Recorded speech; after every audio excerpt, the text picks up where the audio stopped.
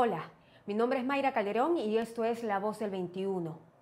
El Ministerio Público ha emitido un pronunciamiento en contra de los dictámenes y proyectos de ley que se están realizando en el Congreso de la República.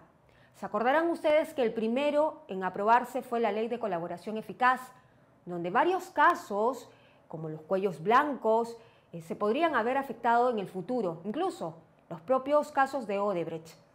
Pero ahora quieren hacer una serie de modificaciones que atentan contra las facultades del Ministerio Público. Así lo ha señalado la institución en un comunicado que voy a pasar a leer brevemente. Dice así: la Junta de Fiscales Supremos, los presidentes de las Juntas Fiscales Superiores y los presidentes de las Juntas de Fiscales Provinciales del Perú, en representación de todos los miembros del Ministerio Público, nos dirigimos a la ciudadanía y decimos: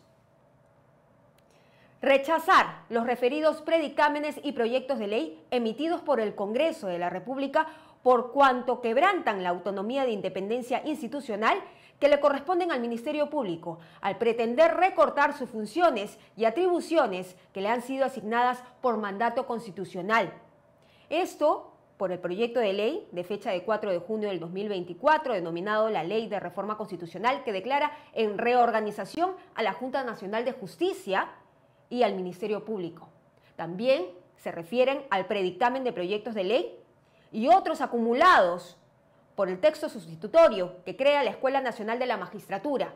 También se refieren al predictamen recaído en los proyectos de ley 819 y otros que modifica el Código Procesal Penal para fortalecer la investigación del delito como función de la Policía Nacional de Perú y agilizar los procesos penales. También dicen, y esto lo voy a leer y inmediatamente vamos a pasar a analizar esto: rechazar el proyecto de ley de creación de Escuela Nacional de la Magistratura por constituir un retroceso a modelos ya superados de intervención política en la designación de magistrados que integran los organismos que forman parte de la Administración de Justicia, con grave afectación al principio de independencia. Ahí está el comunicado completo. Y bueno, sobre este tema ya estamos conectados con Iván Montoya. Él es abogado penalista y le damos la bienvenida. ¿Cómo está? Muchas gracias por la invitación.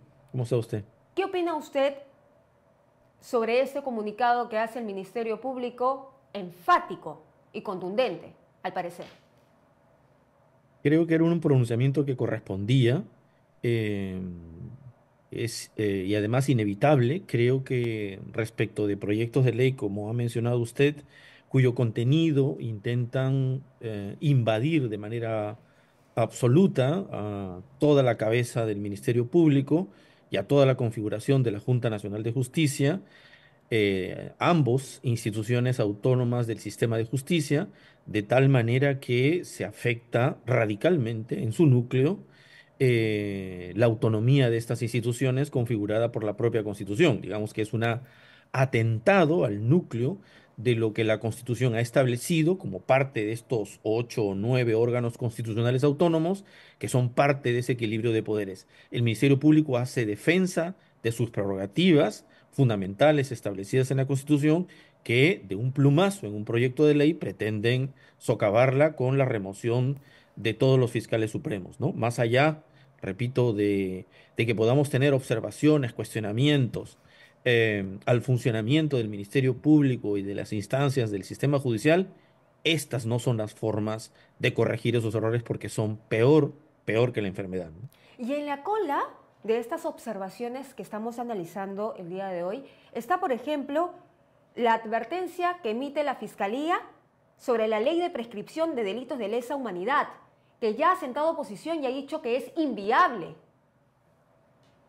Creo que no solo es aquí ya el Ministerio Público, sino varias voces, ¿no? Amnistía Internacional, varias organizaciones de derechos humanos de raigambre internacional, Amnistía, en fin, y nacionales, por supuesto.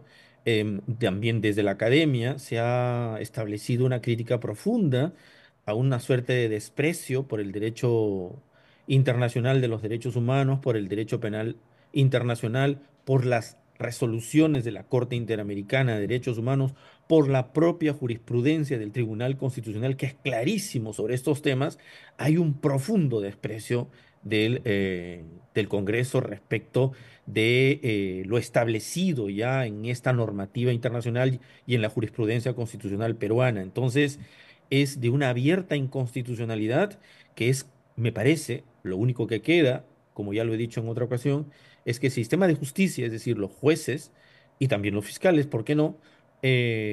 Inapliquen, en este caso los jueces inapliquen esta ley claramente porque contraviene la Convención Americana de Derechos Humanos y porque contraviene también los pronunciamientos del Tribunal Constitucional clarísimos en este tema. Entonces, lo que se contribuye con ello es que no solamente los procesos en giro, por violaciones graves a los derechos humanos ocurridas entre los 80 y 90, en las que en la guerra contra el terrorismo, si bien Ujú. legítima por supuesto, incurrieron a varios militares y de las fuerzas policiales en hechos delictivos, pudieran prescribir y quedaran en la impunidad, ¿no? ¿Cómo podemos mirar a la cara a nuestros hermanos peruanos, sobre todo los más pobres y los vulnerables, en deshacerle la justicia que está en camino o que ya lo han obtenido en algún momento en alguna sentencia anterior, ¿no? Porque creo que esto no va a quedar ahí, seguramente se van a pedir muchos de estos procesos que fueron con condena, se pida la nulidad de estos procesos y queden efectivamente en la más absoluta impunidad, ¿no? Otra pretensión también es la modificación que querrían hacer en el Congreso sobre la organización criminal. Y eso parece muy conveniente a sus intereses, porque hay investigaciones abiertas a congresistas que todavía están ejerciendo. Sí, evidentemente, ¿no? Los cambios que se hacen en la ley de organización criminal, no solo por introducir elementos que, que hacen difícil probar una organización criminal, exigen estructura compleja, desarrollada.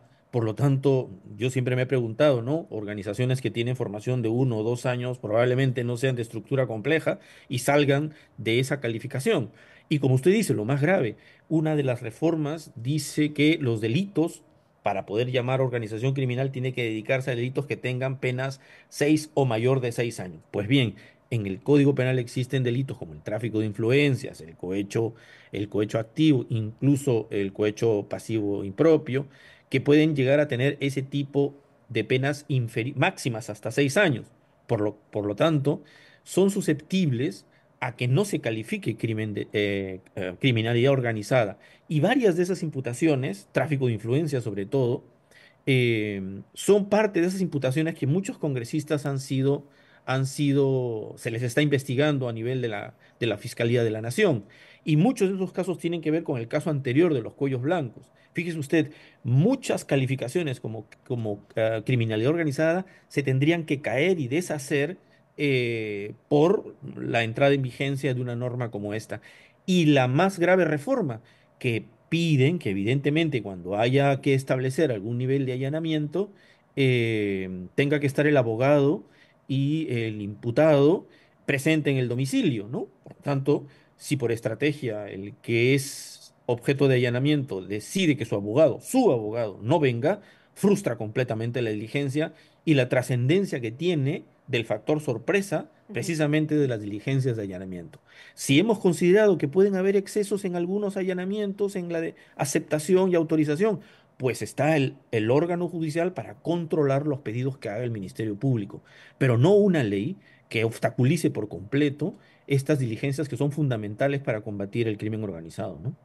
Ahora, ¿qué otras modificaciones también estarían preparando? Porque la Fiscalía lo que ha señalado es convocar a la ciudadanía a protestar en las calles y a estar vigilantes de las acciones que están haciendo el Congreso, porque también se ha mencionado en este pronunciamiento de que los congresistas no están respetando la separación de poderes.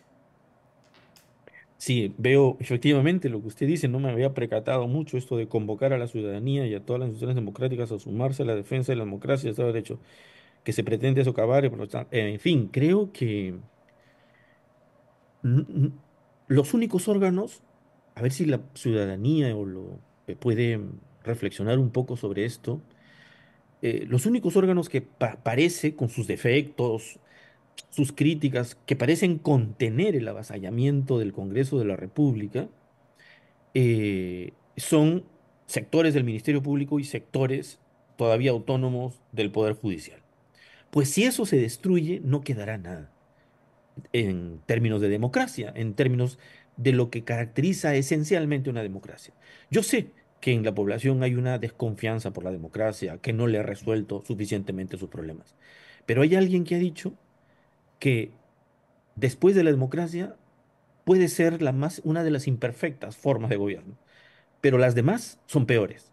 Así es que mucho cuidado con abandonar la defensa de las instituciones democráticas y dejarlas al libre albedrío de las fuerzas que pueden estar llenas de intereses personales, particulares y de defensa de prerrogativas simplemente privilegiantes de algunos o de algunas, ¿no? Ujú. Solamente para terminar, doctor Montoya, en el caso de lesa humanidad, como lo comentamos al intermedio, eh, las víctimas serían las principales afectadas, porque lo que le buscan las víctimas son justicia. ¿Y de cuántas víctimas estaríamos hablando? ¿De cuántos casos emblemáticos durante el tiempo estamos hablando? Mire, hay casos en giro que probablemente puedan ser afectados por esta ley, ¿no? O por esta, si entrar en vigencia. Eh, Casos como Pativilca, casos como Soras, perdón, caso Pativilca, el de esterilizaciones forzadas o involuntarias, el de Manta y Vilca, que tiene que ver con violación sexual de mujeres en comunidades campesinas. Esas probablemente sean las primeras afectadas y si es que no tenemos fiscales y jueces que decidan inaplicar la ley, pues tendrán que prescribir probablemente varias de ellas y archivarse. Pero también el efecto con muchas de otras sentencias emblemáticas en casos de masacres que ocurrieron en los ochentas y los Ujú. noventas de víctimas familiares, en este caso sus hijos, que obtuvieron justicia con esas sentencias, más allá de la reparación civil, la propia sentencia que dice que sus familiares fueron ejecutadas por tales personas en tales circunstancias y de manera inocente sobre todo, eso es una suerte de desagravio para las víctimas. ¿Qué pasa si esos procesos se anulan? Y los condenados, evidentemente, pueden nuevamente esgrimir que son completamente inocentes y que se han liberado de todo tipo de responsabilidad frente a los sucesos gravísimos ocurridos. Entonces, sí, los familiares de las víctimas y probablemente sus descendientes son los más afectados, los más dolidos son ello, y no me extrañaría que ellos empiecen probablemente en un número determinado a salir a reclamar, a protestar por lo que está ocurriendo, ¿no?